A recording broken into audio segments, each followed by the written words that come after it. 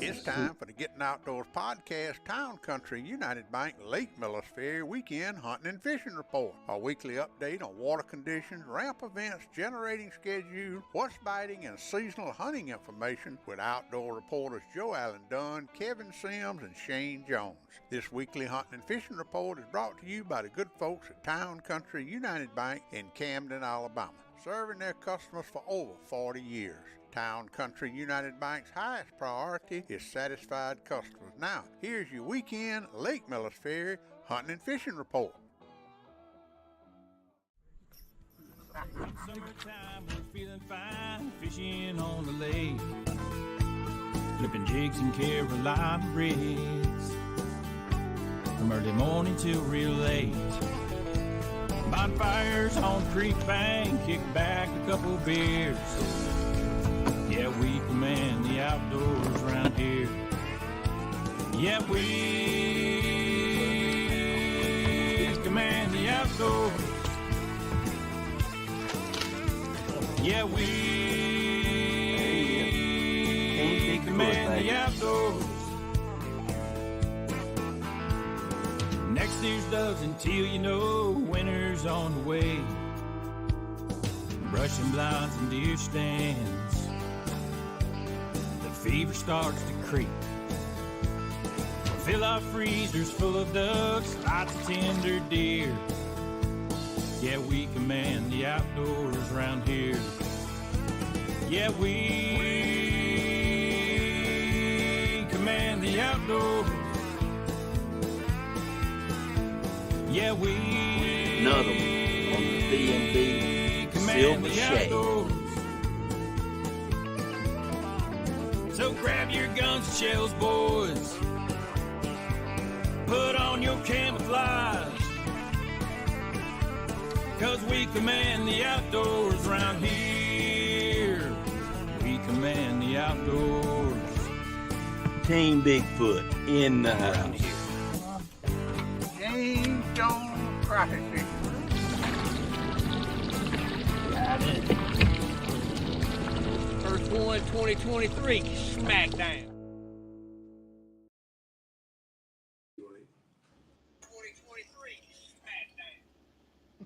Good afternoon, everybody. Welcome to the Gettin Outdoors podcast, 233 Town Country United Bank Hunting and Fishing Report for the weekend of, hold on, let me cut all these darn things, for the week of September the 1st through September the 3rd, 2023. August is gone.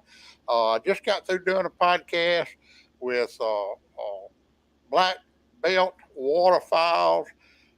I'm telling you, we had him on the show last Wednesday night, Alan O'Brien, and I had to elaborate some.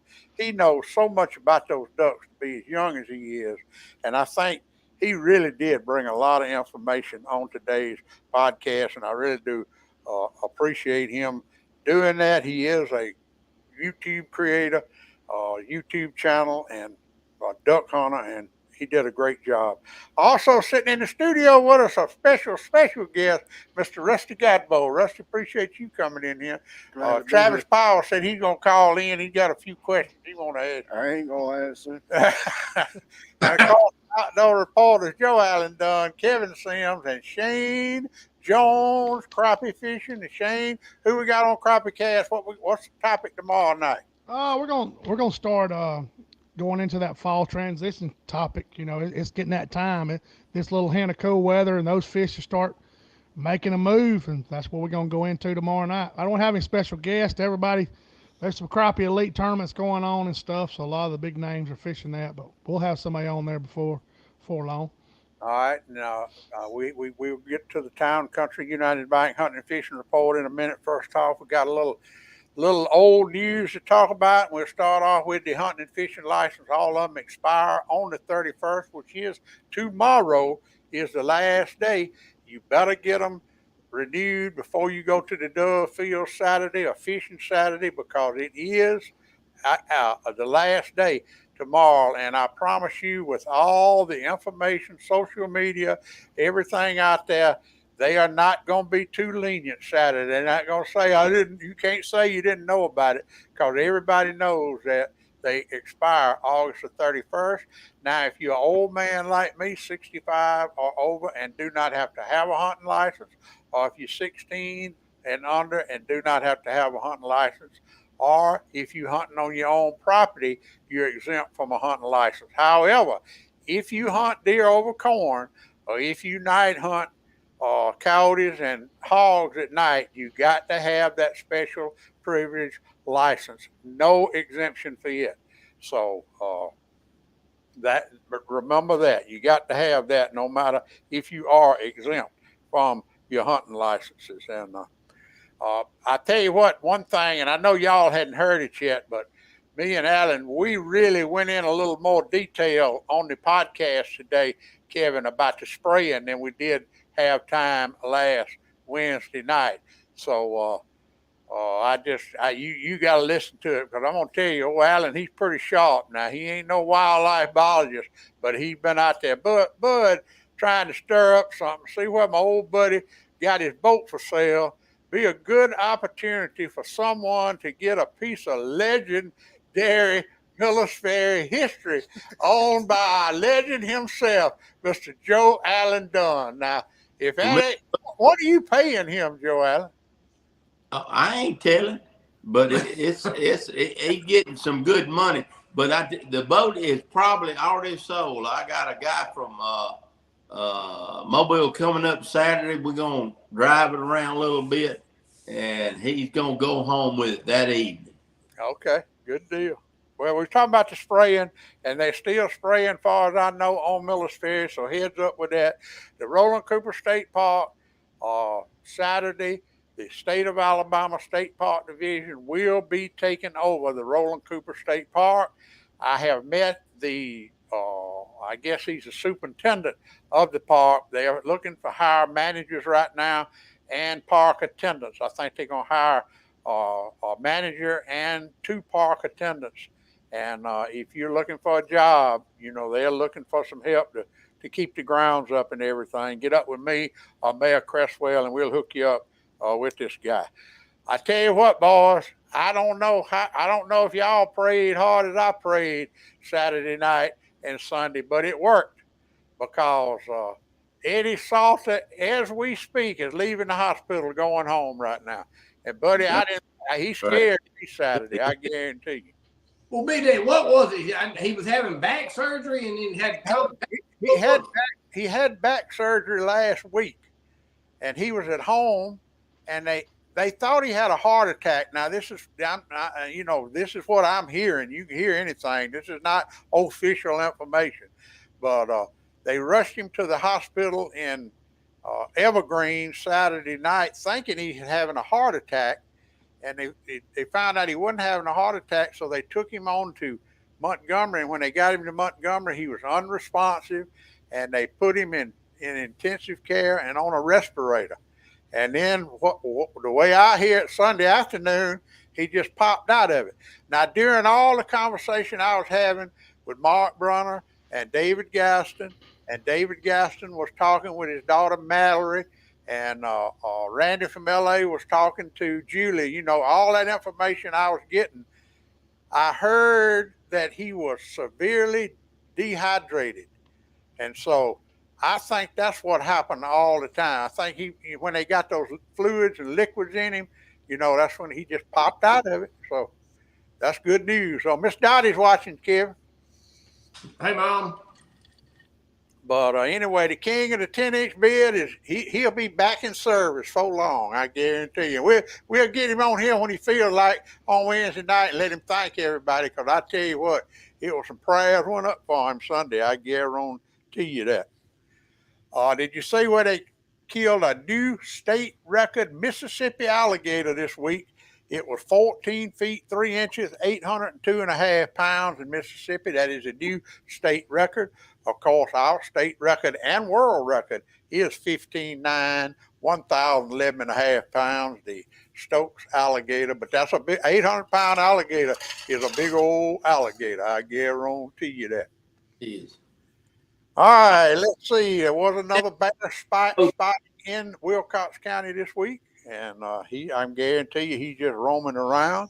and I did a podcast with the guys down there at the River Legend Outfitters, Hunter Sullivan and Zach, and we had a good podcast. I got it on link on my Facebook page, the Hunting Skin and Shed podcast, and it was good. I hope I didn't get them boys in trouble because we talked about some heavy politics on that podcast, but I enjoyed doing that with the guys. What about your podcast, Shane? Where is it at now? We're still in the process, so we're applying. You got to send I think how it works. You send a podcast, a recording.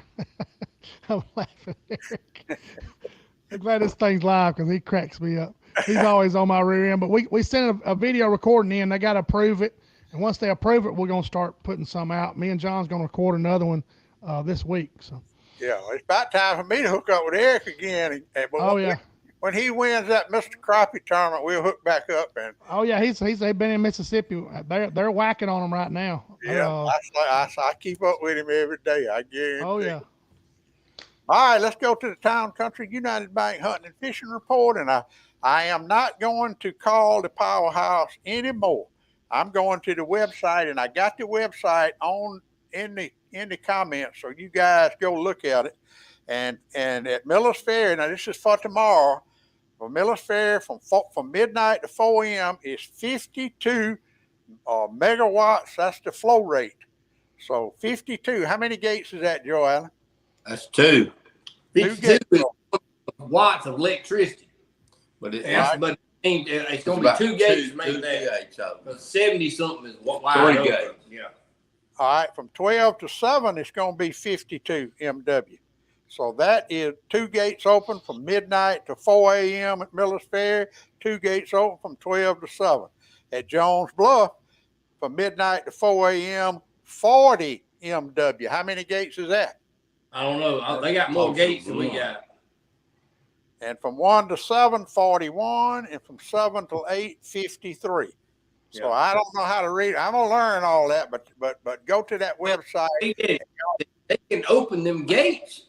It's a percentage, certain way. Yeah, you say it might not be 2. It might be 1 3/4. I mean, they can do that. I didn't know that until I saw the post you put up there about the percentage of the megawatts. So they letting the water go. It's not like they open 1 or 2. It ain't like wide open or closed. They can open that how much electricity they want to make. Well, I think we need to all learn about this and go to that website. I totally think that phone is obsolete. Now, what they putting on that phone is never right, never has been right, and it always says subject to change, and it always is changing. So I think the website is the way to go now, and I do have that link in the comments if y'all want to go to it and save it on your computers. Water temperature, Shane, I say from 86 to 94 everywhere. And the other thing, Big Daddy, is let everybody know that phone does not work at the lock. You know, I found that out. I kept calling, had to go up there and pull the rope, and that was there and ready to lock me through. So you have to go up there and pull the rope if you want to go through the lock. Now that was Saturday when you was below the dam, but right. Now Sunday, me and Shane was laid up in the air conditioner with our feet propped up watching Gunsmoke, and we got a distress call from the river saying it's a thunderstorm coming up. And me and Shane jumped in the truck, rushed down there to Cobb's Landing. Shane got in Joe Allen's truck, back down there. He just run up on the trailer, pulled him out. He got out of the boat, and the bottom fell out, wasn't it, Shane? Yeah, I told Joe Allen we couldn't have done that no faster if we were stealing all that. Boat, truck, trailer. But hey, we called Joe Allen. Joe Allen said, I'm going to fish a little bit more. I got another place to check out. And I laid back in the chair. I said, Big Daddy, you hear that rumbling? It was rumbling in the background. And about that time, Joe called. I said, hey, buddy, it's for the storm. Y'all come get me. And he said, he told me where the keys were. And I said, yes, sir, we'll get it. And I backed down, and I was like, I wonder where Joe is. About that time, I looked in the rearview mirror. He was coming on the trailer, and I latched him, and we got to the top of the hill, and the bottom fell out. It was perfect time. Anyway, that's what friends are for. it'll wait till we get to the house.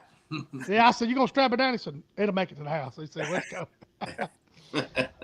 All right, catfishing last week. The only report I got from catfishing was Brad McMillan sent me some catfish, and let me tell you, he was catching some of them little squealers. I don't know how he was catching them, but they sure look good. Rusty, you and Big Bama Brian ain't been back catfishing? Ain't yet. It's been too hot. Yeah. Well, it's been too hot, but it's a lot of people catfishing. Joe Allen, did you do any catfishing, or you just crappie fish this weekend? I just crappie fished, but our buddy Big Bama Bryant was kind of upset with you when you kind of kidded him about that reel I brought over there. Oh, and then, yeah. And then he called me today. He said, I want 8 or 10 more of them. So y'all come to Dunn Sports. I got the reels that he endorses, and they are good. There's Shimano reels too, and I love Shimano stuff. Well, when I saw the price on it, I said, man, you got to love the catfish. Pay $200 and something for a reel. But he took that thing out and showed it to me, man, and it was so smooth. I can only imagine, how smooth it is when he hooks up one of them 30, 40-pound catfish. Oh, yeah. Shimano makes some fine stuff, especially if you fishing for any kind of real big game fish. They are the reel to go to. All right, what about catfish, Joe Allen? Everything, I guess, the jugging still in play, or tight lining? Long line. You got to look at when they're going to pull that water. That's the big thing, the big key. And it's been usually running, from 2 to 6 or 2 to 8. I can't from what they are showing on the site right now. But, that's what to do. Get you some big shad. And you need 30-foot or 35-foot lines, and you'll do the best. Well, I tell you what about bait? I talked to Travis the other day. As a matter of fact, he was pulling out when we pulled up to your house the other day, and he'd been throwing some jugs out, but I don't think he's done anything. Has he? I don't think his lines are long enough, really. He told me they 15 to 20, and I didn't say nothing to it. I'm about to reschool it. They need to be a little bit longer than that. And because you look at, like Shane was saying, you go out there and look, and where everything's at with that thermocline and that in the river, where the bait hole at, that's what length you need them. And it's always been about 30, 35 foot. And Travis has been getting good bait. He's been going to the going over the bridge at the marina at night, throwing the cast net, and get a lot of big gizzard shad. Michael Hilliard said the skipjack are about to make a second run, and I know Big Bama Bryant went down there the other night, but that's night right. He came by and picked that reel up, and he caught a darn 5-gallon bucket half full of skipjack down there below the dam. Well, that's key. That is key. If you Stacy said that's catfish candy. Yeah. All right, let's talk about bass fishing. We got a whole lot to talk about bass fishing. The first thing I want to talk about is I got my brand new Bassmaster magazine, and I opened it up into the Bassmaster management, and listed under Bassmaster.com social media manager, Miss Laura A.G. I'm so proud of her. She done made it into the Bassmaster magazine. So she was in New York for about 2 weeks. Cole Sands made the Bassmaster Classic, Kevin. Oh, that's right. I know. Have you talked to him? I did not. Jamie did, and I saw his post, and I texted him, and we text back and forth, but that he stayed up there the next day because he said all the top 10 fought that badass lake and went across the 10-foot waves to the other side. Well, he wasn't fishing on Saturday because he didn't make top 10. Well, he drove around which actually was Sunday. He drove around the other side over, and he put in and stayed one more day. He said he learned a lot, and he caught a 659 and 3 5-pounders that day. So he said that he learned something for next time, you know, and I mean that's kind of like a big league move because you know you're not hardly gonna go drive to New York to practice. You know what I mean? Like, you know, other than when it's time to practice. You know, so he stayed that one more day and then got in them big ones and saw the other guys fishing and stuff over there. You know, so he knew they were all going over there, but he told Jamie that he didn't even run a tank of gas out. He stayed right in front of the landing the whole time, and he made he finished up to the ounce he had to have to make the Bassmaster Classic. But that's kind of a champion. He stayed there is great to learn something. That's right. If you got to go back. Yeah. I saw some of them guys that was going across that lake. This guy here, he was crying. He didn't think he was going to make it back. I mean, he was crying on his YouTube, on his Facebook page. You know, he had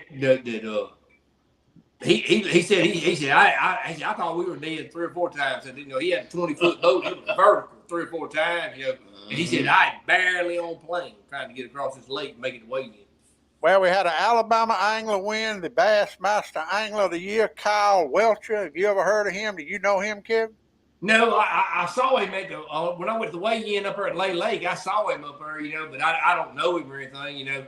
And I asked Cole, and Cole said I talked to him a couple times, but I don't really know him, you know. Yeah. And whenever I didn't realize he was an ABT angler. Where is he? Where is his hometown? Do you know that big deal? I'm not sure, but everybody texted me and said that he fished Miller's Ferry with the ABT. You know, so, I don't know. I keep thinking you follow him, but I ain't sure about that. But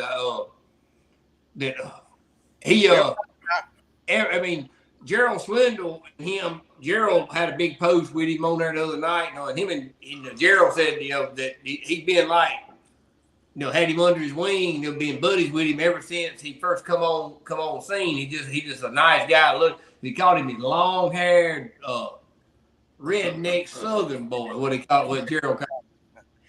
Well, that's our kind of angler right there. Lou Cobb said that Marbury tournament Saturday took 21 pounds to win it. Where's Marbury? Is that on Alabama Road? I don't know. They don't ring no bell. I'm gonna say that's the Warrior of the Tom Beebe. I'm gonna say 21 pounds. That's strong. Yeah, it sure will. Sure will. All right. Lou Cobb says Kyle is from around Opelika. So, Opelika. Okay. Yeah. All right, bass fishing. Let's see what else. Mason Green sent me a picture this afternoon. He fishes up there on the Alabama River, and he caught a 6-pound largemouth today. Said that he don't catch many of those, but you know, every tournament is always a bunch of 4 or 5, not many 6-pounders, but it's always okay. All right, Lou Cobb, here we go. Marbury High School, that's out of Cooter's Pond, so it was Alabama River. It's where that 20 pounds came from. All right, good deal. All right, so that's about it on bass fishing. What is it, Kevin? If they come in this weekend, what would you do? Don't mess of fish. Huh? I said I caught a big old mess of fish Friday. I sent you a picture of half a gallon of fillets. Yeah, I didn't know what that was, though. I thought maybe you done thought about. Tell them what to do if they coming fishing this weekend, bass fishing on Miller's Ferry. Oh, this weekend, I mean, it's still all about the current, but now we got over there Friday morning and it was a pond. We were sitting there eating breakfast and we floated upstream. I mean, it was like terrible. And, yeah. Well, we went up in the slough and got in the dirt, and we ended up catching, I think, 13 or 14 that morning. And then we went in and eat lunch, went down to the New Jacksons down there. Man, that was pretty nice. And we went back out when they pulled water. We caught 4 more, but I was kind of disappointed with the water moving. I don't know, we just didn't get on the right ledge. We didn't do much. We caught 4 fish, and the heat finally run us off about 5:30. It was so hot you couldn't breathe, and I'm kind of glad we did. But by the time we got back to Don's house, the lightning started popping up the river there, and and I don't think it was that bad of weather, but it was some bad lightning. Yep, sure was. All right, let's go to crappie fishing. We had the Delta Crappie Series Championship this weekend, and let me show y'all this little clip that I filmed Saturday.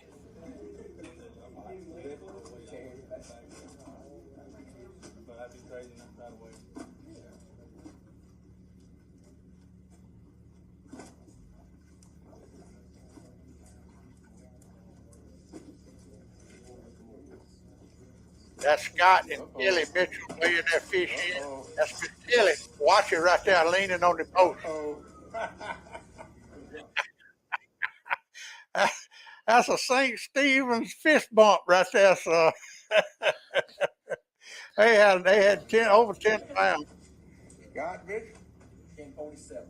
1047. Y'all hold them up. 1047.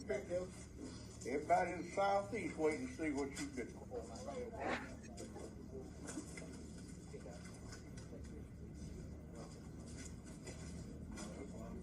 They had a nice mess of fish right there. Okay, come on. I got 10. You got 10. Shane, you call that. You said 10, 11 pounds was going to win it. Oh yeah, I talked to Scott several times. I talked to him after that tournament. And he said I felt like I went from dam to dam. He covered a lot of water, so a lot of those fish got a bad attitude this time of year. But this in the cool weather that's around right now, it may change the attitude. The barometric pressure, like Kevin always talks about, it's just like you walking outside. You know it feels better. Those fish do too. They know that barometric pressure's changing. What kind of fish out of Shane? What's that? He got a Triton with a 200 on it. It's got a black, got a little lime green. Well, I ain't gonna say where I saw him at Friday morning. He was in the same spot I caught all them fish at it. Yeah, he moved around. He's got a big beat down outdoors. He's got a real nice Triton, pretty new boat. It's hard to miss him. It's hard to miss him. Sure who he was. He kind of pointed at me like that, and I waved, And I went on down the bank, and he saw us catch 4 or 5 fish, and he was doing a lot of looking. He wasn't fishing, but he was in the same spot we was when we started. Right. Yeah, he told me he covered a lot of water. Oh, Eric Hicks caught a bunch of them. Gerald Overstreet had a good day the other day. Tim Mattis tore him up on Bankhead today, Shane. You see somewhere up here. I don't know if he's fishing way upriver from Houghton's. I'm not sure. He posted a good bit of fish. I heard some people catching some. He's doing really well, but I hadn't been up there fooling with any of them. So Travis had a good too. He came in second, didn't he? Yeah, he came in second with 9 pounds. He sure did. Travis had some good fish too.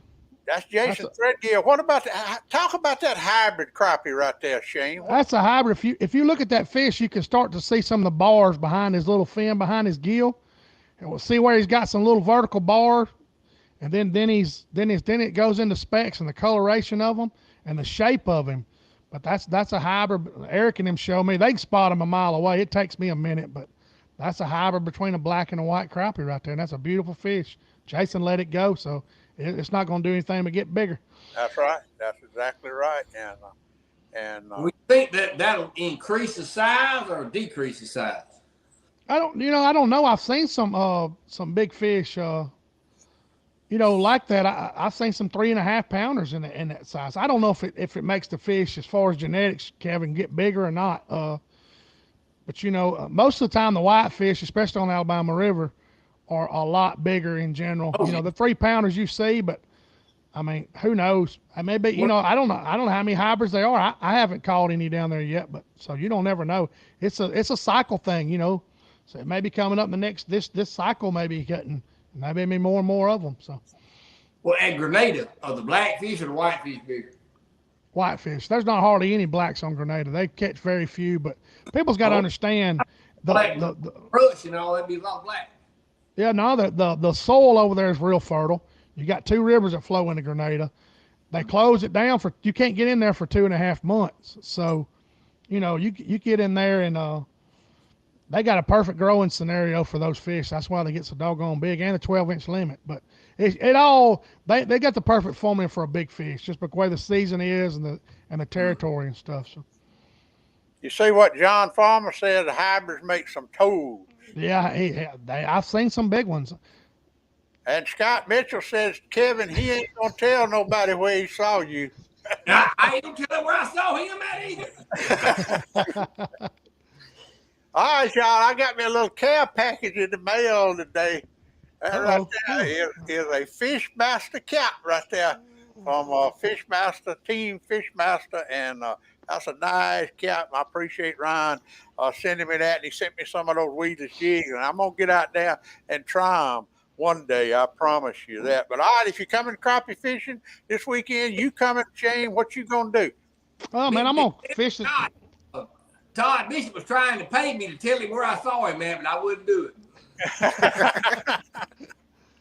I would, believe it or not, I would get me some minnows this time of year, especially for those stubborn fish. I mean, if you want to catch some fish, what I've been doing lately on those piles, I've been casting, and if the fish that don't want to chase or have bad attitudes, I try to get up there closer to them and drop down to them. But they should be, like I said, hopefully they'll be a little fired up with this cooler weather we have, because it's going to be in the 80s the next few days.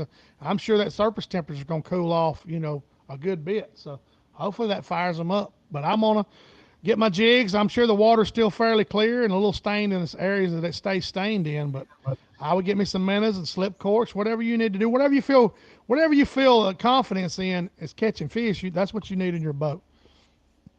Well, Shane, I told you the other day, I would have to drop them minnows down, and I said I used my life coat and watch the minnow go down, and would stop it where I needed to, and wiggle it there, because some fish was up higher, some was lower, but crop fishing is a game of inches. It's got to be right in front of him, like you showed me with the jigs.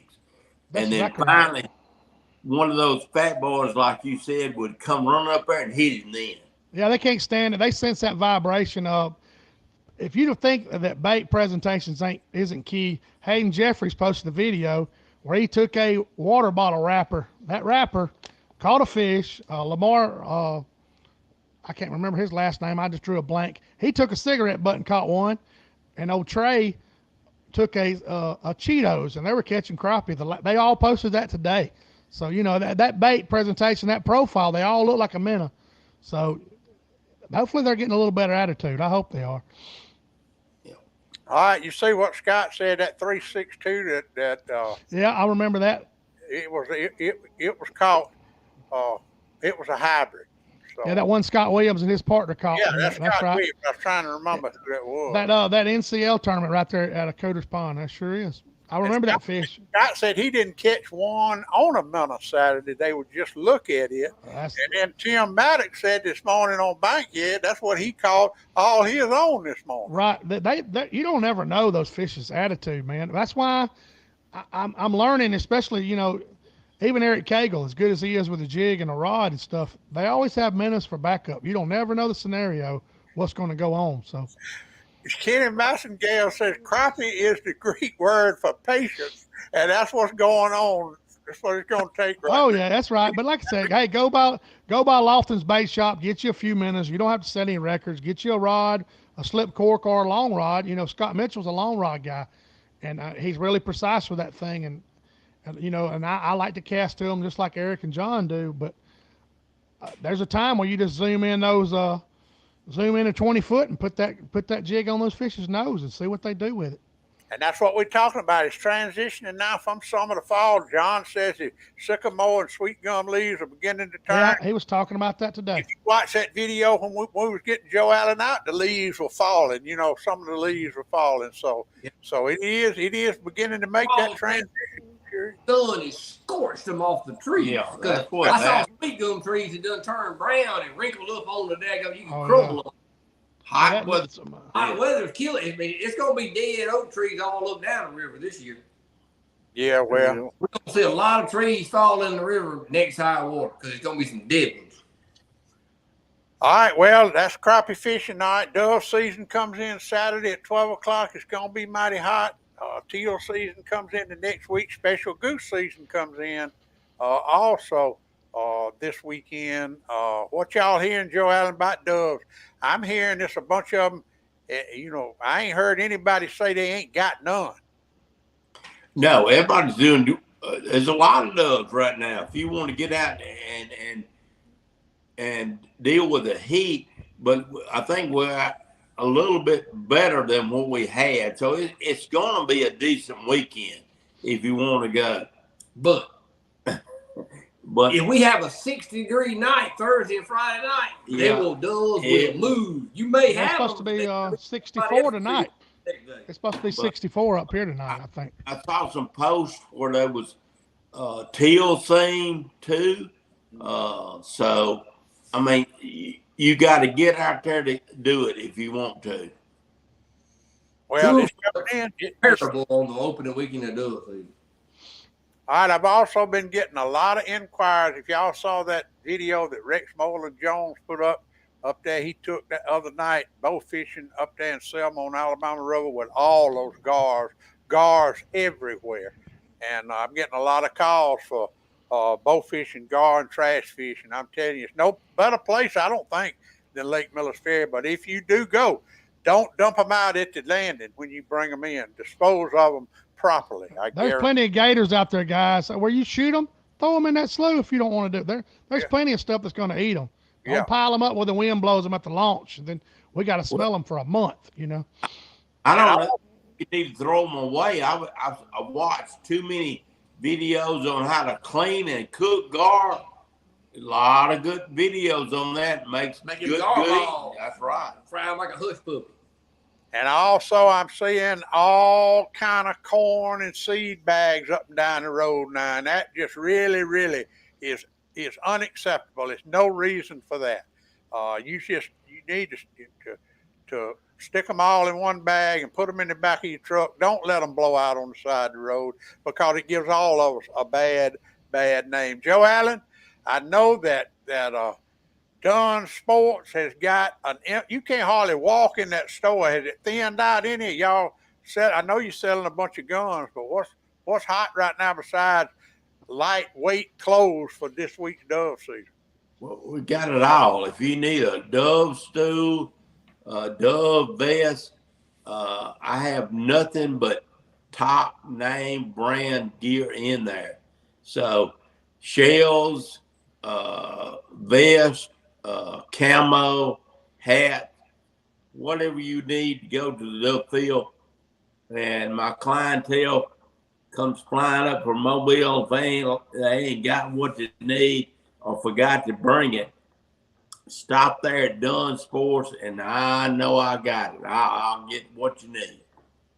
All right, we got a question here for Joe Allen and Travis because I didn't try those peaches, but Bucky wants to know how were the peaches at the camp this weekend. I know both of y'all tried them. Old Buzzard said it was mighty, mighty mild. That's what he said. They were mild. I enjoyed it very, very much. Is it gone? Are they gone? I think so. There you go, Bucky. Peaches. Yeah. Did you try them, Shane? No, I didn't try them. It was too hot for me. They just put it in the refrigerator right when we had it. But it had a few X's on it. I figured it was, and I seen Joe Allen make a pull on it, and then Buzzard and Travis, and I just took their word for it. I had to drive home, so if it was stout, I didn't need to be hitting it. So. All right. What about rodeo, Kevin? What about rodeo? And let me tell you, boy, I got something to show y'all. What about that right there now? Is that a good-looking cowboy or what right there? Oh, yeah. Two grown up, Big Dig. Two grown up. Yep. What's going on? Well, school season starts on the 21st, 22nd, we got to go to Marshall, Missouri that Thursday, 22nd, 21st, something like that. And then the home rodeo is the next weekend. It'll be at Livingston. And then I think it's the next weekend of the next. We go to Sykeston, Missouri. But now this is going to be the kicker, Big Day, for the fun. That Brody's going to ride on Thursday night and Friday night. And we're going to be in Auburn at the big show on Saturday night. Okay. If his coach allows it, me and him going to leave Sykeston, and we're going to haul up. We're going to be at Auburn for the party show and the big concert and all that stuff like that, I hope.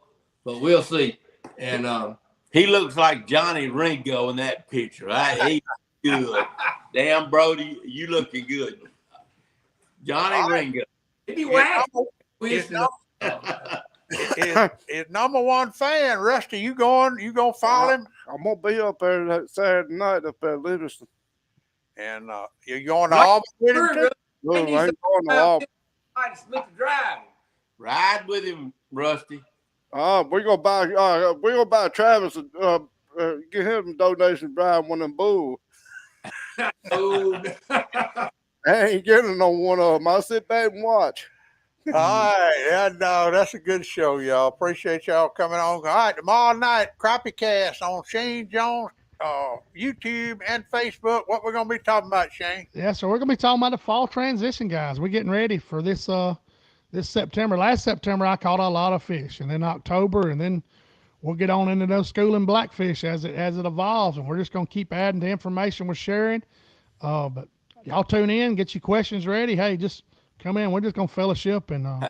Hey Shane, are you going to tell that secret how to get out in the middle of the Alabama River and catch fish? I'm actually going to do it because the reason why I'm going to do it, Joe, this year, because I want to know how many locations those fish do that in.